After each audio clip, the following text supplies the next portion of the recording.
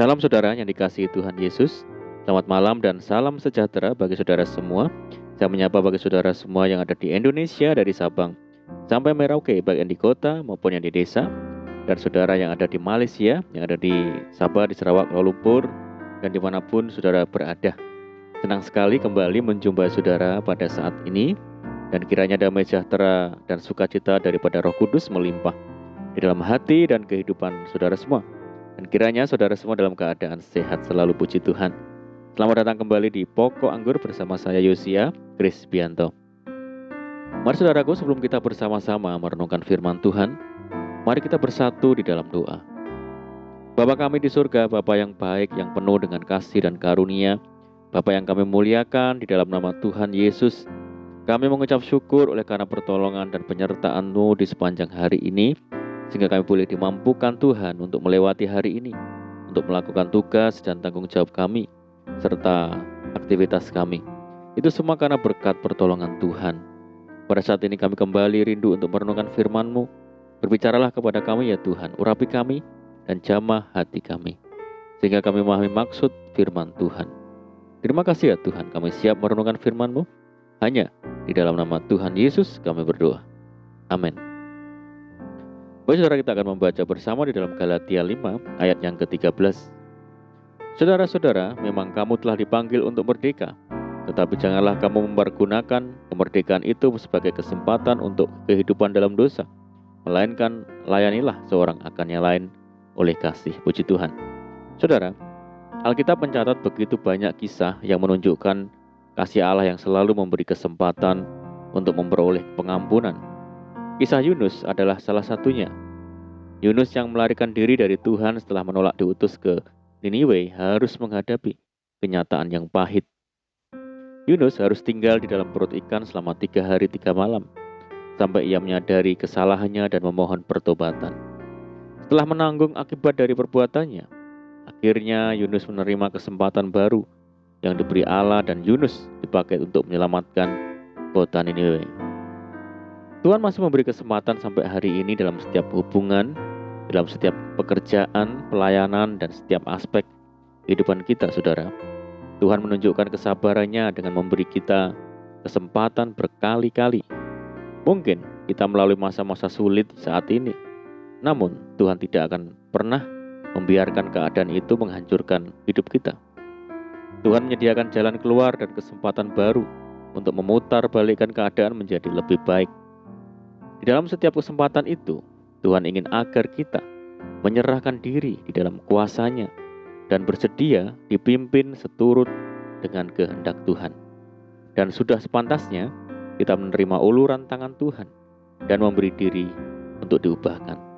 Saudaraku, kesusahan sehari cukuplah untuk sehari. Satu hari yang buruk tidak menyimpulkan hidup kita sama buruknya. Seburuk apapun hari ini, Tuhan selalu memberi hari yang baru esok hari.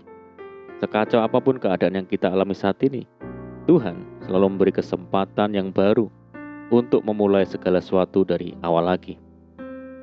Dan sebesar apapun dosa dan pelanggaran yang kita lakukan hari ini, Tuhan selalu membuka pintu pengampunan untuk menyucikan kita kembali, saudara.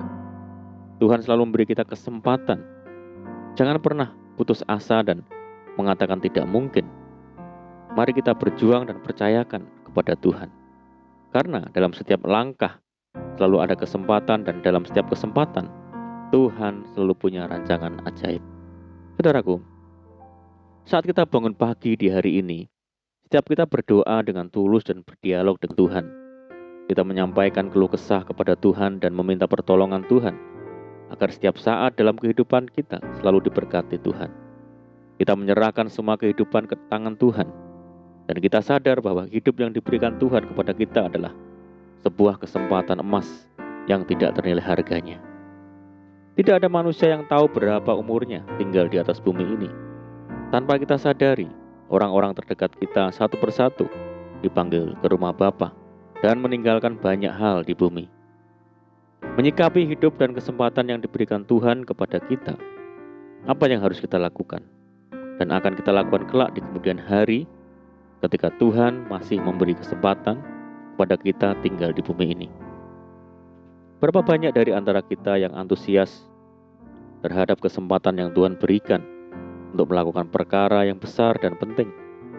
Dalam kenyataannya, masih banyak dari antara kita yang menyia-nyiakan kesempatan yang Tuhan berikan pada kita. Bahkan, jika kita benar-benar mau melihat kenyataan yang ada, sangat banyak yang merasa bahwa diri mereka tidak berharga, atau bahkan mereka membiarkan kesempatan yang Tuhan berikan hanya untuk mengejar kesenangan. Hal ini terjadi karena didasari latar belakang mereka yang menganggap bahwa kesempatan yang Tuhan berikan tidak menguntungkan, terutama secara hal materi, saudara.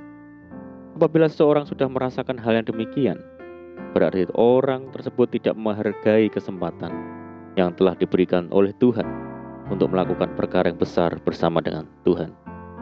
Lagi pula firman Tuhan tidak pernah menjanjikan bahwa hidup kita akan mulus senantiasa. Tetapi firman Tuhan berjanji bahwa setiap orang yang bergantung kepada Tuhan akan mendapatkan kekuatan, sehingga mereka sanggup menyelesaikan persoalan yang ada.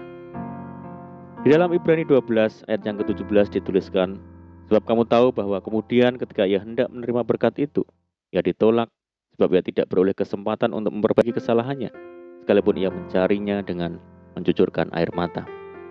Saudaraku, ketika Tuhan memberikan kita kesempatan untuk mengisi hari-hari yang semakin tidak bersahabat ini dengan benar, percayalah bahwa hidup kita senantiasa disertai dan diberkati oleh Tuhan. Hidup ini adalah kesempatan, jangan sia-siakan waktu yang ada. Sama halnya dengan kehidupan kita sehari-hari. Jikalau hari ini kita masih bisa menghirup udara segar, berarti Tuhan masih memberikan kesempatan kepada kita untuk menjalani hidup dan berbuat sesuatu yang bermanfaat bagi diri sendiri dan orang lain. Mengucap syukurlah senantiasa dan jangan sia-siakan kesempatan yang ada. Amin. Puji Tuhan. Mari kita berdoa. Bapa di surga, Bapa yang baik, Bapa di dalam nama Tuhan Yesus, terima kasih buat firman-Mu. Tuhan, terima kasih buat kesempatan yang Tuhan beri bagi kami. Terima kasih buat hari-hari yang baru untuk kami belajar hidup mengasihi Tuhan, belajar hidup berharap dan mengandalkan Tuhan. Tuhan, kami rindu untuk memakai kesempatan yang Tuhan beri sebaik mungkin, sehingga kami tidak akan mengalami penyesalan di kemudian hari. Menteraikan firman-Mu dalam hati kami ya Tuhan.